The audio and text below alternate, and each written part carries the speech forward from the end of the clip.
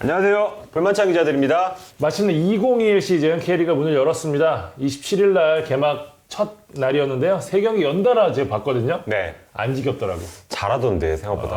네. 이게 그만큼 축구 갈증이 있었던 거예요. 그죠? 맞아요. 네. K리그 팬들 역시 저와 비슷했을 거라고 생각하고요. 겨우내 열심히 바뀐 각 팀들의 모습이 어땠을지 마침내 공개된 가운데 1라운드 리뷰 진행하도록 하겠습니다. 첫 경기 개막전이었죠. 전북과 서울의 경기. 전북이 2대 0으로 승리했습니다. 좀 어떻게 보면 어수선했고 어떻게 보면 볼거리가 풍부했다 이렇게 볼 수 있는 개막전이었는데요. 결국은 스쿼드 싸움, 힘싸움에서 앞서는 팀이 결과를 가져갔다 이렇게 정리하고 싶습니다. 시간 순으로 좀 살펴보겠습니다. 경기 전과 경기 초반에는 모든 시선이 기성용에게 쏠렸습니다. 네. 기자도 굉장히 많이 왔다 그러죠. 네, 학폭 의혹 논란을 정면 돌파하는 차원에서 전주 원정까지 따라갔고 이날 선발로 출전을 했습니다. 전날 뭐 거의 공헌을 하다시피 했었죠. 서울 그렇죠. 측에서. 네. 36분 만에 허벅지 쪽 부상으로 이른 시간 교체되기 전까지는 날카로운 택배 패스를 선보였고요. 패스 성공률이 100%더라고요. 33개 시도해서 33개 성공. 이때 이게 허벅지 부상이었는지 좀 애매한 게 왜 바꾸지? 막 이런 분위기 맞아요. 있었어요. 근데 이렇게 얼음찜질을 그쪽에 그러니까요. 사타구니 네. 쪽 하는 거 보고 그렇게 판단을 했었고 일단은 기성용 앞세운 서울이 전반에 경기를 주도했습니다. 그 경기를 보신 분들 아마 100이면 100 다 똑같은 얘기 할 거예요. 뭐야 서울 왜 이렇게 잘해? 맞아요. 예, 전북 뭐야? 왜 실수 이렇게 많아? 전북이 왜냐하면 전반 40분 이전까지는 슛 하나 때리지 못했거든요. 맞아요. 예, 반면에 서울은 전반 2분 만에 나상호 역습에서 멋진 장면 보여줬고 나머지 선수들도 되게 유기적으로 조직적인 플레이를 펼치면서 좀 더 우세한 경기를 펼쳤습니다. 그래서 박진석 감독이 짧다면 짧은 시간 동안 팀을 정말 잘 만들었다.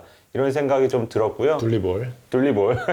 이거 전북 쉽지 않겠다는 생각이 들었는데 그런데 왜 스코어가 0대 2냐? 예, 이게 좀 아이러니죠. 서울이 끔찍한 실수를 한 것도 딱히 없습니다. 그냥 자연스럽게 힘이 빠졌다고 보면 되겠는데요. 그러니까 서울은 기성용이 빠져나간 뒤에 한찬이가 들어왔잖아요. 그러니까 한찬이가 선수가 뭐 잘했다 잘못했다고 한 게 아니라 약간 그 균형이 좀 깨진 듯한 느낌을 줬습니다.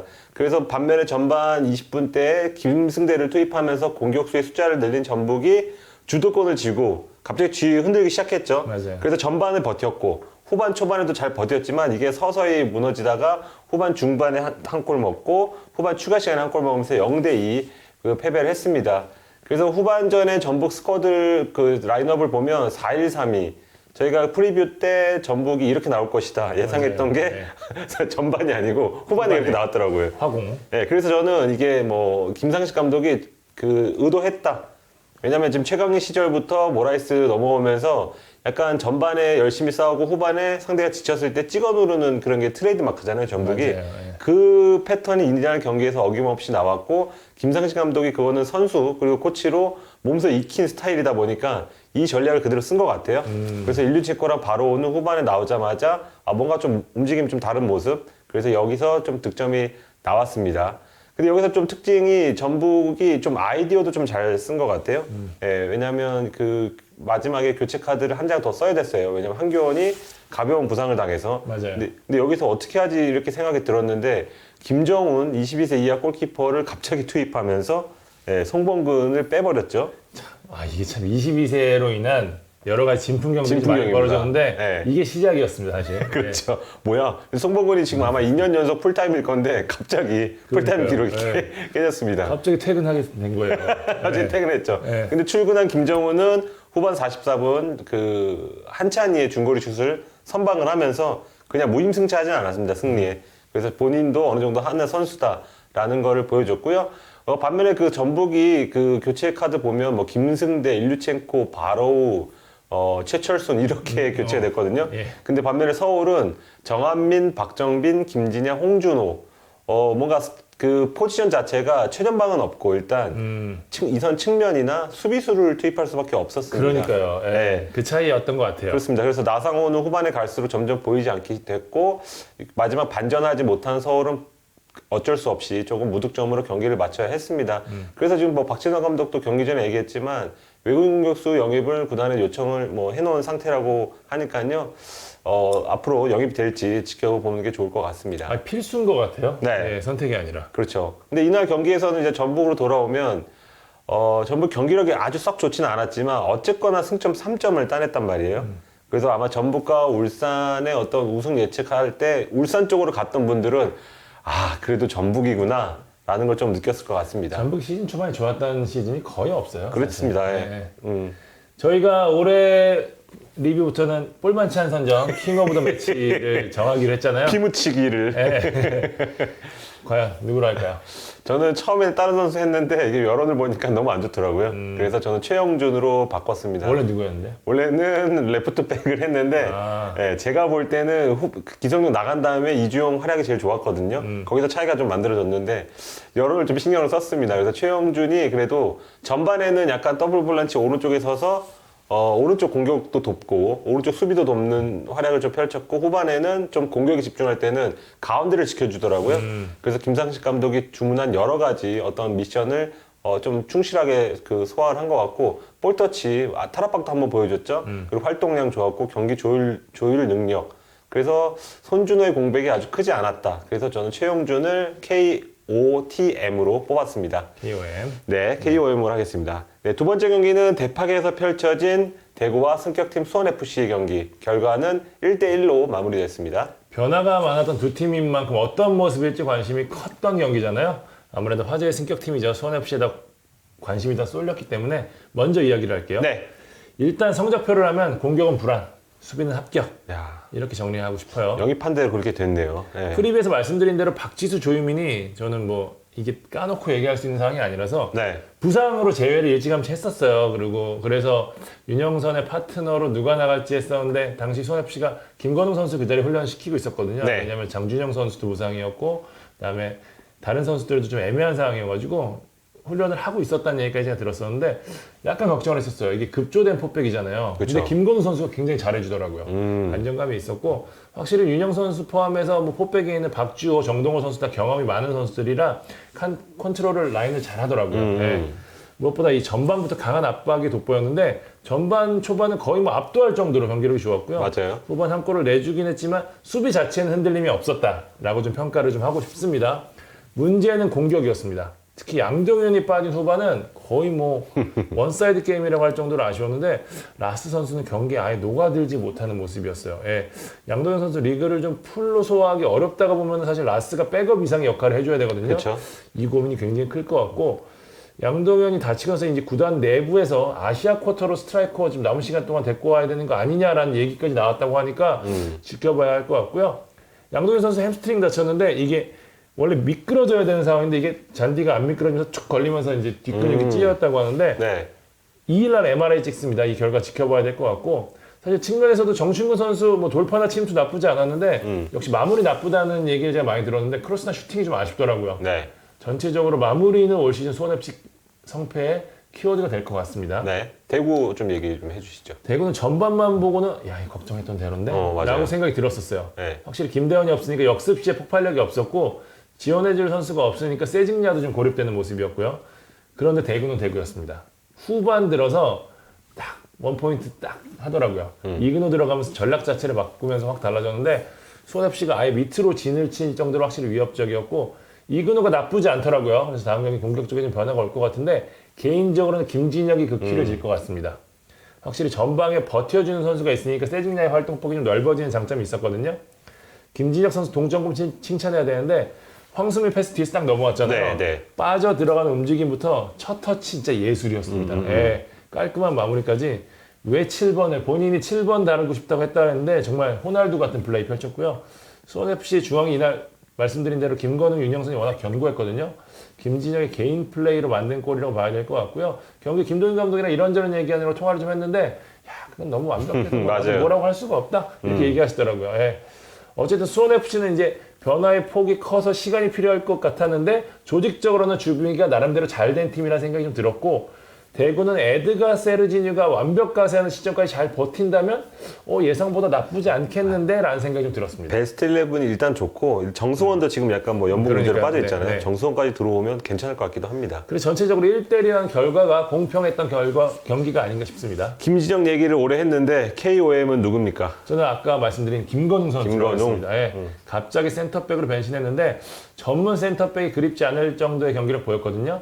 김건웅이 버텼기 때문에 수원 FC가 나름의 경기력을 펼칠 수 있었다라고 저는 봅니다. 그런 케이스가 좀 많잖아요. 유럽 축구를 봐도 그 맨시티의 페르난지뉴나 그렇죠. 리버풀의 파비뉴가 내려와서도 잘해준단 말이에요. 맞아요. 네. 그 역할을 좀 했던 것 같습니다. 네. 네, 세 번째 경기는 포항 인천전. 이 경기가 첫날 좀 제일 재밌었던 네. 경기 같은데 포항이 2대1로 승리를 했습니다. 제가 직접 현장 갔다 왔는데요. 네. 포항이 잘해요. 진짜. 이 말로 정리가 되는 것 같습니다. 네. 김기동 감독 다시 한번 좀 칭찬을 좀 해야 될 것 같은데 사실 저희가 스쿼드 분석하면서 포항이 생각보다 나쁘지 않다고는 했지만 냉정하게 지난 시즌과 비교하면 전력이 떨어지는 거는 확실하거든요. 네. 게다가 지금 타시치랑 크베시치 자가격리가 3월 4일이나 2일날 끝난단 말이에요. 그렇기 때문에 외국인 없이 초반을 보내야 하고 여기 합작 45골을 만들었던 일류첸코와 팔로세비치의 공격을 어떻게 메울 것인지 둘 다 전주에 나타났네요. 그러니까 기대보다 걱정이 많았는데 네. 김기동 감독이 또 해내는 분위기입니다. 예. 이날 라인업 보면은 강사구, 하창래, 권한규, 신광훈이 포백을 섰고요. 신진호, 오범석이 더블 볼란치, 이승모가 그 위에 약간 공격형 미드필드 형태를 섰고요. 송민규, 이현일, 팔라시오스를 이어지는 4-3-3 전형을 내세웠는데 네. 경기 전 물어봤더니 개막전이 아무래도 좀 힘들잖아요. 그러니까 경험 많은 선수들이 일단 내세웠다라고 김기동 감독이 설명을 했는데 나쁘지는 않았지만 아주 좋다거나 하기 힘든 경기력이었거든요. 선제골도 내줬고 이런 상황에서 김기동 감독이 후반 변화를 택합니다. 일단 이현일 선수를 빼고 임상혁을 넣어요. 네. 그러면서 분위기를 확 바꿨는데 이러면서 팔라시오스를 중앙에 두고 임상혁을 오른쪽에 두면서 속도를 높였습니다. 여기에 두 번째 변화를 택하는데 후반 10분이죠. 전민광을 오른쪽에 두고 신광훈을 수비형 미드필더로 기용한 2차 맞아요. 변화를 꾀했죠. 이때 고영준 선수도 들어가고 아길라를 잡으려고 이제 신광훈 선수를 그 자리에 뒀다고 하는데 와 신광훈 선수 이 자리에서 참 잘하더라고요. 예.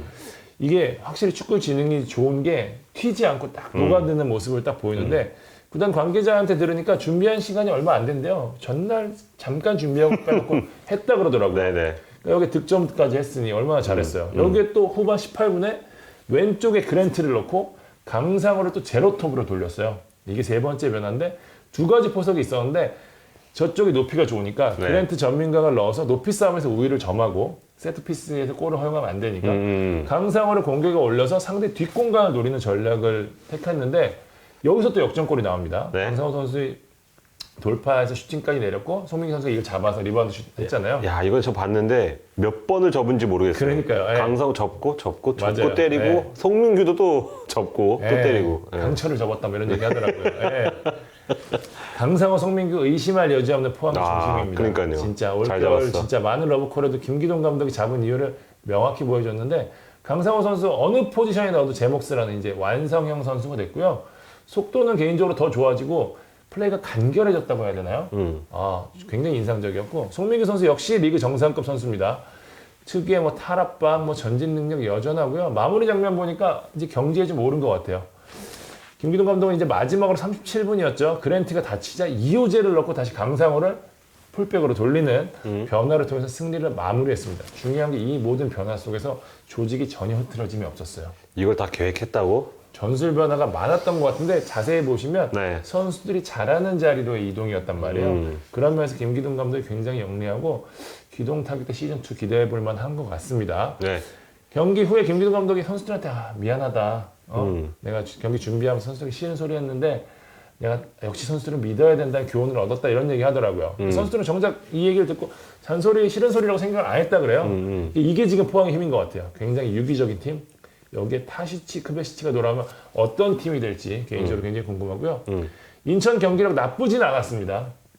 단숨에, 그러니까 조성 감독이 경기 전 통화를 했는데 무조건 이날 잡으려고 했다 그러더라고요. 왜냐면은 이게 못 이기면 연패로 갈 수 있는 지금 스케줄이거든요. 그러니까 우리가 초반에 또 흔들리는 모습 보이면 안 되니까 우린 잔류 이상의 성적을 위해서는 이날 무조건 이겨야 된다고 했는데 뜻대로 되지는 않았어요. 근데 뜯어보면 나쁘진 않았어요. 두 골 내주긴 했지만 조직적으로는 무너지지 않았고요. 그 부분이 굉장히 좀 고무적이라고 할 수 있고 포항 3백에서 잘 못했던 김광석이 인천 3백에서는 괜찮았던 것도 소득이고 다만 선수들이 아직 체력적으로 100% 올라오지 않아서 후반 기동력이 뚝 떨어진 점 그다음에 유동규가 K리그1 레벨이 좀 아니라는 게 좀 보였거든요. 그런 면에서 이제 무고사가 돌아올 때까지 최전방을 어떻게 꾸릴 건지가 조성환 감독의 고민이 될 것 같고요.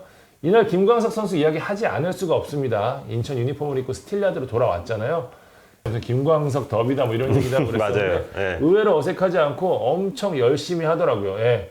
선제골 과정에서도 몸을 날리다 좀 굴절돼서 등장되는 불운이 좀 있긴 했는데 전체적인 경기력은 나쁘지 않았습니다.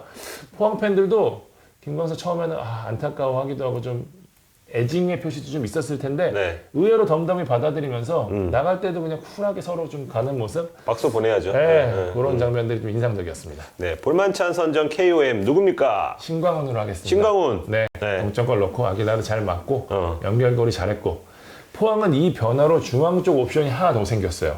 더 다양한 카드를 손에 넣었기 때문에 김기동 감독 입장에서 남은 시즌 치르는데 굉장한 힘이 될 것 같습니다.